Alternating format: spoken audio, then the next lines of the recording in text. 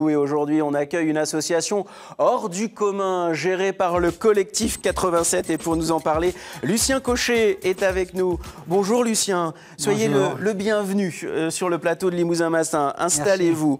Alors, le collectif 87, ce sont plusieurs associations qui gèrent un restaurant social, on l'appelle comme ça, qui s'appelle La Bonne Assiette. Ça n'est pas un restaurant comme les autres. Expliquez-nous.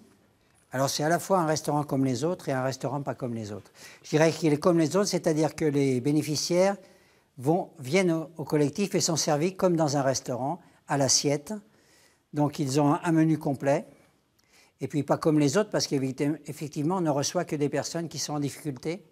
Combien coûte un repas, pour comprendre, à La Bonne Assiette? Alors combien coûte aux bénéficiaires? Oui. Voilà. Donc le bénéficiaire le moins favorisé, ça va lui coûter 1,50 €. 1,50 €. Mais je dirais qu'il lui coûte même moins cher, puisqu'on lui donne un petit ticket qui lui permet de prendre le petit déjeuner le lendemain matin ou le surlendemain. Et un petit déjeuner qui est très copieux. Quand on parle de solidarité, vous savez évidemment de quoi on parle. Depuis combien de temps existe La Bonne Assiette? Alors La Bonne Assiette a été créée en 92, donc ça fait 22 ans. Et depuis 22 ans, le nombre de bénéficiaires est stable ou n'a cessé d'augmenter? Alors, je dirais qu'il a forcément augmenté, étant donné que les locaux qui étaient utilisés en 92 n'étaient pas les mêmes que ceux qui sont utilisés actuellement. Mais à part que la fréquentation est un peu cyclique, je dirais, sur l'année, ça ne varie pas beaucoup en nombre de bénéficiaires. On a des variations passagères très importantes. On a une année où on a doublé le nombre de bénéficiaires pendant 4 mois. Combien de repas sont servis à l'année? À l'année, alors ça fait 70 000 repas, quoi. 70 000 repas.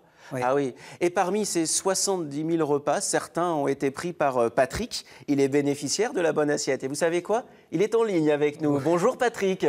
Bonjour.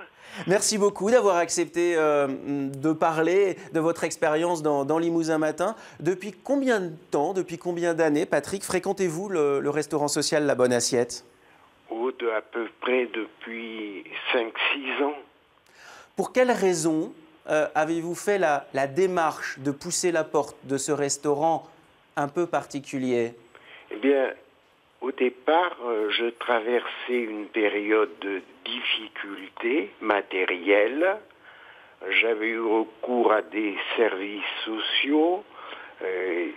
Mes ressources étaient très faibles, toujours, me disait-on, comprises entre un plancher et un plafond. J'en avais ras-le-bol. Je regardais les services sociaux comme comme une usine à gaz, avec plein de comités Théodule. Il n'empêche que je m'isolais.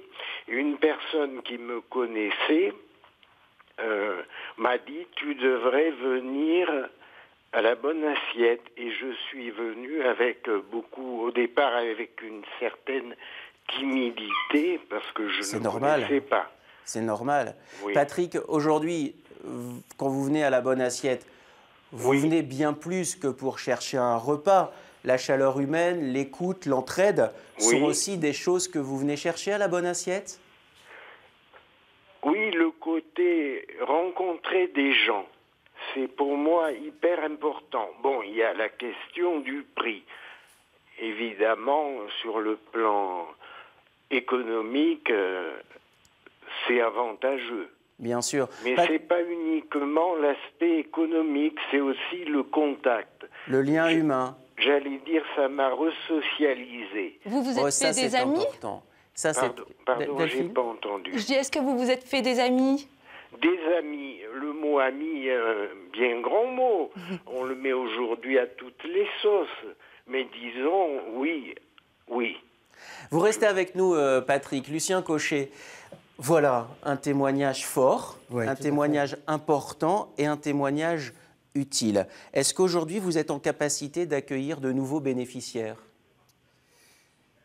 Je dirais qu'on peut toujours, étant donné que, comme je vous disais tout à l'heure, on a eu une période où on a doublé nos bénéficiaires, donc on a pu le faire, mais sur une période très courte.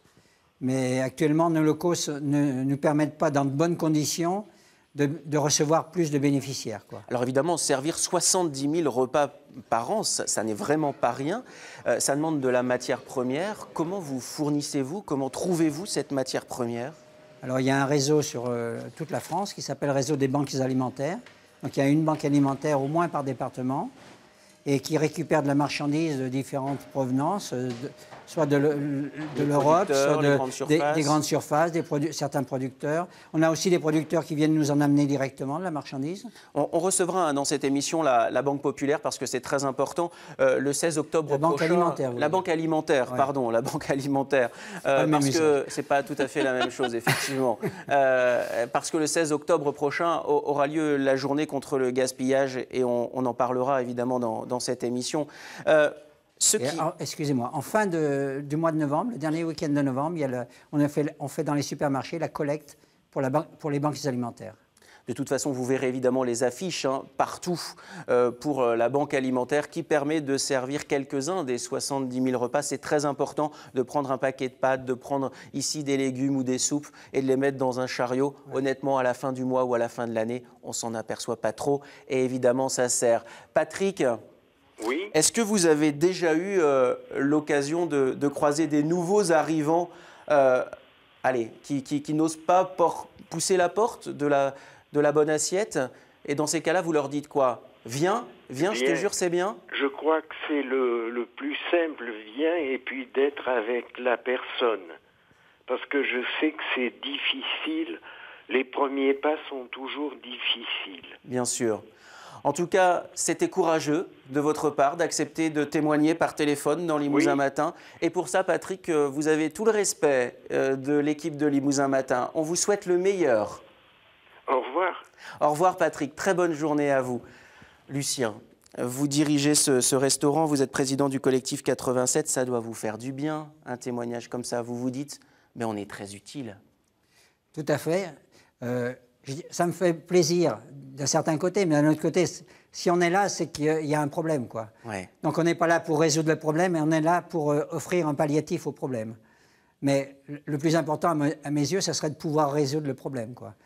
C'est une magnifique conclusion. Merci beaucoup, Lucien Cochet. Et vous pouvez compter sur la solidarité de Limousin Matin pour continuer à parler de votre action, sans oublier la banque alimentaire et la collecte fin novembre. Merci beaucoup, Lucien.